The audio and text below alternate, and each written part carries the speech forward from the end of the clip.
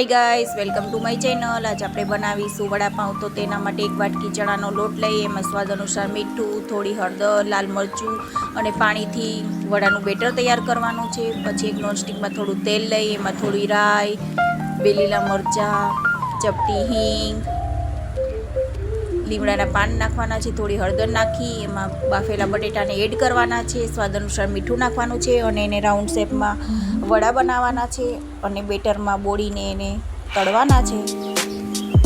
વડા સારી રીતે તળાઈ જાય એટલે એને કાઢી લઈ પછી કડાઈમાં થોડું લસણ, થોડું જીરું અને શેકેલા સિંગદાણા નાખવાના છે। એમાં થોડું સ્વાદ અનુસાર મીઠું નાખવાનું છે, લાલ મરચું નાખવાનું છે અને એની ચટણી તૈયાર કરવાની છે।